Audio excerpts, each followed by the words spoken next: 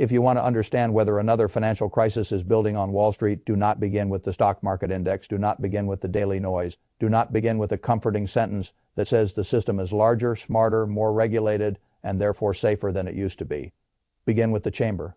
That is the image I want in your head, a sealed pressure chamber, because that is what the American financial system looks like to me when I read the signs carefully enough. One source of pressure can be managed. Two can still be absorbed if the structure is honest and the balance sheet is strong.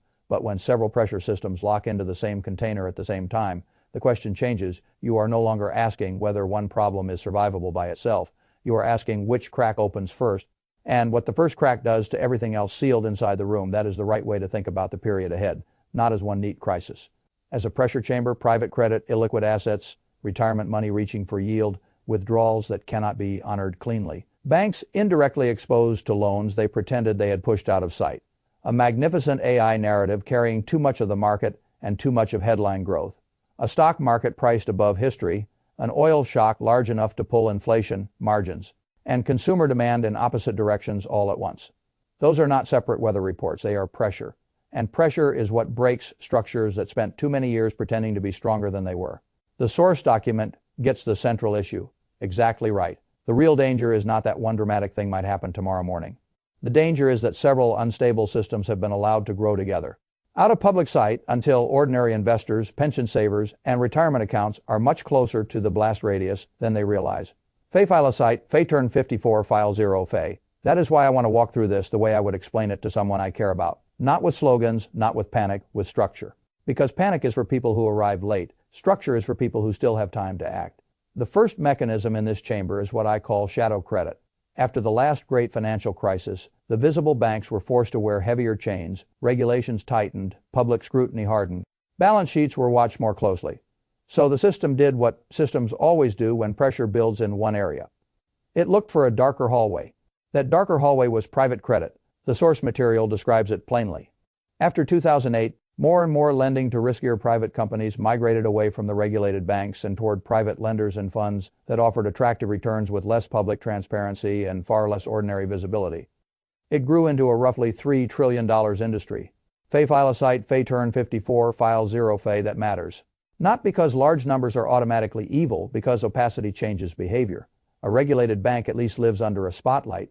It may still misbehave. It may still take foolish risks. But the spotlight exists. Shadow credit lives differently. Less public disclosure, less standardization, less day-to-day price discovery, less ordinary investor understanding of what exactly sits under the return they were promised.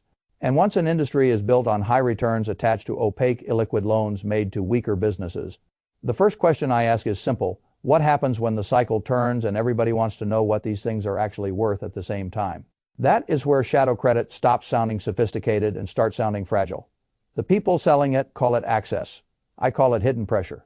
You cannot build years of return on loans to shaky borrowers and then act surprised that defaults appear when money tightens, growth weakens, and reality starts asking harder questions than marketing did. That is not bad luck. That is delayed arithmetic. The second mechanism is what I call the liquidity lie. This is one of the oldest financial lies in the world, and it never really dies. It simply changes packaging. The lie says something like this.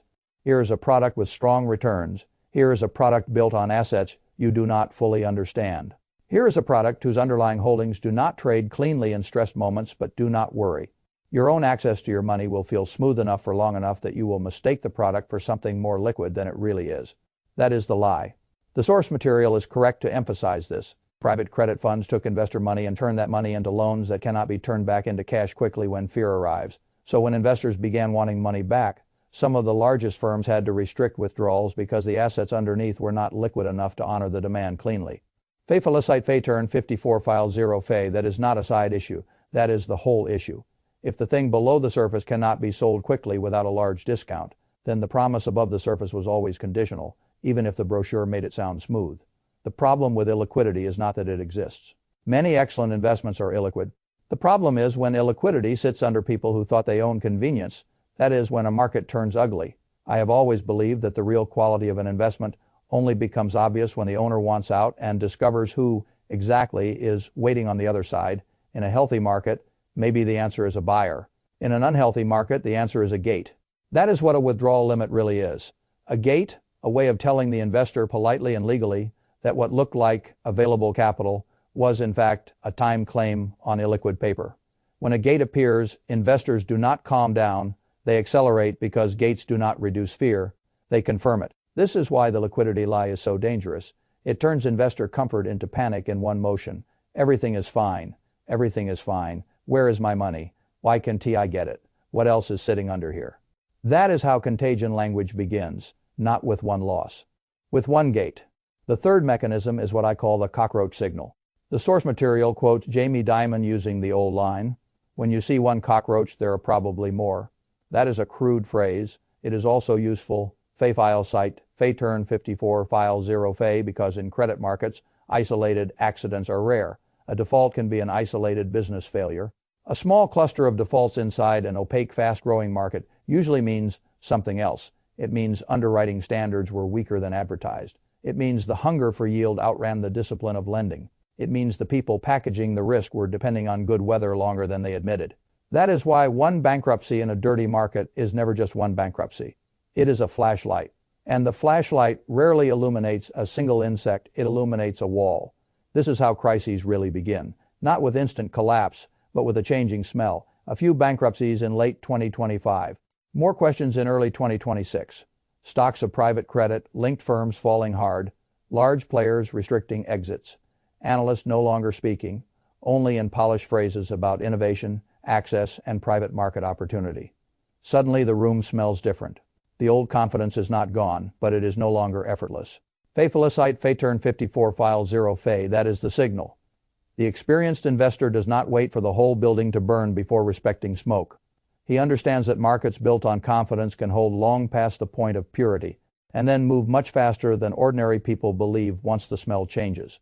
This is one reason I have always cared less about the first denial and more about the first defensiveness. When promoters begin saying, "This is contained, this is unique, this is not systemic," I start paying closer attention, not less. The human instinct to reassure is strongest precisely when the structure is becoming hardest to defend. Honestly, the fourth mechanism is what I call the begolder pipeline. This is where the whole subject gets ugly in a very American way.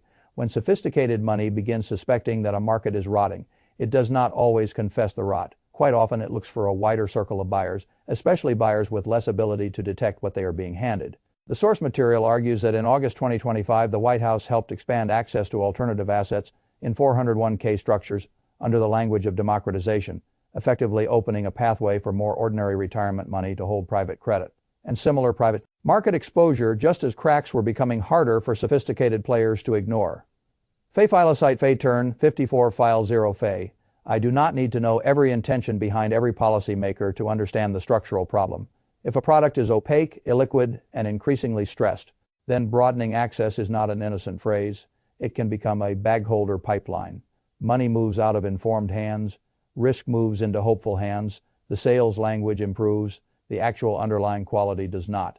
This is one of the great moral evasions of modern finance. Take a complex, late cycle, poorly understood, hard to price asset, rapid and democratic language, call it access, call it diversification, call it an opportunity ordinary people were unfairly denied in the past, then quietly let retirement capital absorb what sharper money is trying to distribute. That is not democratization in the noble sense.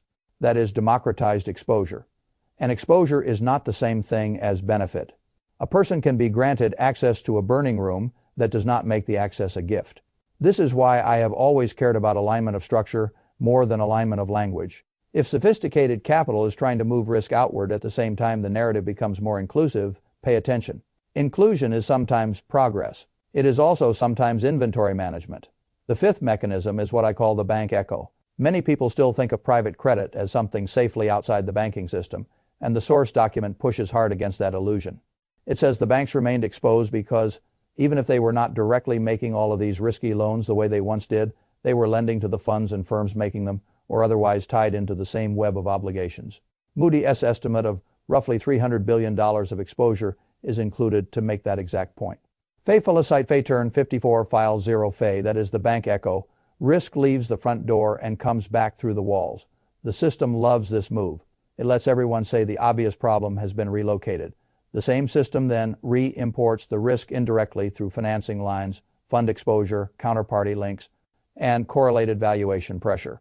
This is why I distrust any comforting sentence built around the idea that the banks are not directly involved in the same way as last time. Maybe not directly, fine, but direct exposure is not the only way pain transmits. A rotten beam does not care whether the crack ran through the front stair or the side support. The house cares only whether the load still travels through the same weak point. If private credit funds fail, lenders to those funds feel it. If valuations collapse, financing lines tighten. If investors panic, liquidity pressure spreads.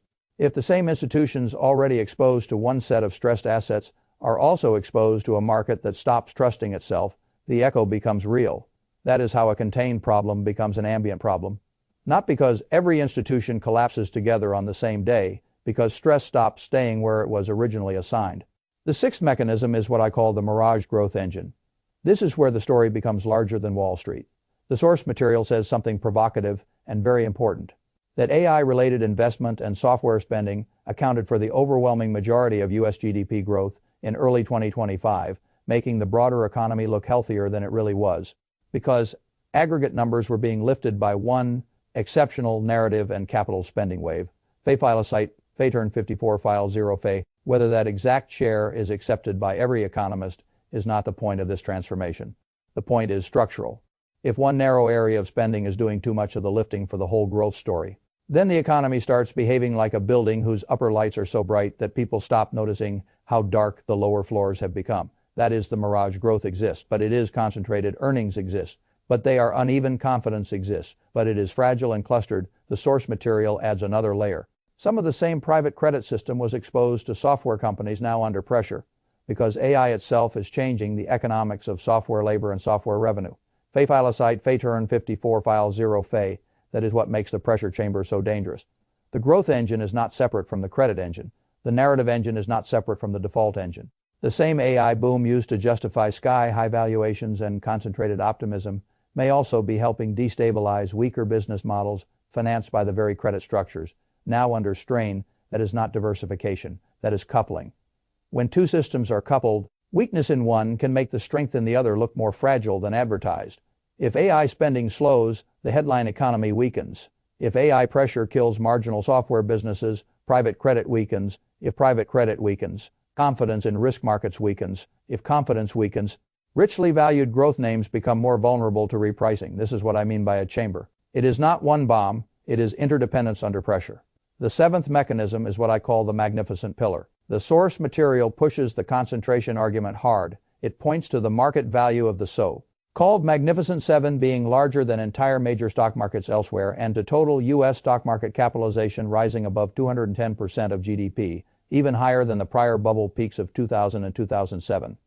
Fay-Filocyte, Fay-Turn-54, File 0 Fay. Again, the exact debate about each statistic matters less than the structural truth underneath it. When too much faith, too much valuation, and too much index weight sit on a tiny cluster of names, the market begins to resemble a temple built around one pillar. That pillar may be magnificent. It may even deserve much of the admiration it receives. But concentration changes the meaning of disappointment. In a diversified, healthy structure, one cracked beam is not the whole story. In a market where a handful of companies do too much of the emotional, index, and wealth effect lifting, a crack in the pillar is not just a company event, it is a psychological event. This is why I have always hated stories that confuse great companies with invulnerable prices. A wonderful business can still be a dangerous stock if too much hope has already been paid for. A strong pillar can still create a fragile temple if everyone forgot to build enough of the rest. That is where we are. In my view, too much of the emotional credibility of the whole market is being carried by too little of the actual market. If those giants keep soaring, everyone feels clever. If they wobble, the country discovers how much of its wealth, narrative, retirement, confidence, and consumer psychology was sitting inside a concentration story masquerading as broad strength. The eighth mechanism is what I call the oil hammer, as if the chamber were not already pressurized enough. The source document brings in the Iran war and the oil shock. That is not a side plot. It is the external hammer. Oil higher. Fertilizer and chemicals exposed, food pressure, transport pressure, inflation pressure, margin pressure, possible global recession risk. Fay-Filocyte, Fay-Turn-54 File 0 Fay. This matters because when a financial structure is already overvalued and illiquid in places, the last thing it wants is a hard commodity shock that complicates policy, squeezes households, and threatens margins. One of the greatest mistakes people make in macro thinking is treating financial fragility and real economy fragility as separate weather systems. They are not. Households already under stress do not help corporate credit by facing higher fuel and food costs. Governments already leaning hard on debt do not become stronger when inflation is reawakened by energy. Central banks already navigating awkward terrain do not get more elegant options when oil becomes a hammer. And markets do not reprice these things politely one at a time. They take them together. That is why I am suspicious of any analysis that says, yes, private credit is weak, but AI is strong, or yes, valuations are high, but oil is a separate issue. In a pressurized system, separate issues become one issue very quickly. Pressure, then repricing. Then blame. That is the order. The ninth mechanism is what I call the retirement blast radius. This is where the story becomes personal, and why the user asks for transformation of this document matters. The source material is explicit that average people and retirement funds could be hit. If this chamber ruptures, especially if less sophisticated savers get more exposure to the very structures sharper money is trying to lighten, file a site, turn 54 file 0 I take that seriously. Not because I think every private credit fund is doomed or every alternative asset is poison. Because retirement money should not be asked to absorb opaque risk it cannot properly evaluate, especially late in a cycle when liquidity is hardest to trust. A retirement account is not just capital. It is deferred life, it is future meals, future medicine, future shelter, future choice. When people forget that, they become casual with other people's futures. A small allocation, a diversifying sleeve, a source of enhanced yield. Fine, those phrases may sound harmless in calm conditions. Under pressure, they can become euphemisms for placing future retirees closer to the blast than they would ever consciously choose if the structure were explained. Honestly, that is why I tell ordinary investors the same thing again and again. Do not reach for what you cannot explain. Do not buy opacity because a smoother return chart made you feel calm. Do not hand your future to a machine whose exit door you have never seen tested. It is not your job to be a hero of complexity. It is your job to survive. The 10th and final mechanism is what I call the pressure protocol. This is what I would actually do with this understanding. First, I would simplify. If I owned exposure I could not explain, I would force clarity on it. What exactly is in it? How liquid is it? Under what conditions can I get my money? Who is on the other side? What is the real source of the yield? If I do not get convincing answers, I do not deserve the position. Second, I would reduce my emotional dependence on headline market highs. If a handful of giant names and one dominant narrative are making me feel wealthy, I would remind myself that feeling wealthy is not the same as being protected. Third, I would hold more dry powder than fashion recommends if valuations and liquidity structure both look stretched. Not because I enjoy cowardice, because cash is optionality, and optionality becomes priceless when gates appear. Fourth, I would keep leverage low. Pressure chambers punish leverage first. A good thesis financed badly is still a bad position. Fifth, I would keep retirement money mostly in structures I actually understand and can explain to a smart teenager without hiding behind industry language. Sixth, I would assume that policy language built around access may not be built around my safety. Seventh, I would remember that the right time to think about the exit is before everyone reaches for it. That is the pressure protocol, not panic, not prophecy structure. Now, let me end where I began. With the chamber, what worries me most is never the obvious bomb everyone is already watching. What worries me is the sealed room filled with pressures that polite people keep describing one at a time because one at a time sounds manageable. Private credit sounds manageable. AI exuberance sounds manageable. High market valuation sounds manageable. Oil shock sounds manageable. Retirement money drifting into alternatives sounds manageable. Each piece by itself has defenders. That is how pressure systems survive long enough to become dangerous. The question is not whether any single piece can be debated. The question is whether the chamber can carry all of them together. That is where I become cautious. Not frightened, cautious. Because when pressure breaks structure, it moves fast. And people who relied on smoothness discover too late that smoothness was only the look of the wall, not the strength of it. If you want to protect yourself, do not become obsessed with predicting the day. Become obsessed with the structure. Where is the risk really sitting? Who is being handed that risk? Who is pretending liquidity exists where it does not? Who benefits from widening access now? How much of the whole story depends on one pillar? How much outside shock can the chamber still absorb? Those are the right questions. And if you ask them honestly enough, you do not need a crystal ball. You need less fragility. That is all, less fragility. Because in finance, that is usually the difference between a person who gets carried by the blast and a person who was standing far enough from the chamber when the crack finally opened.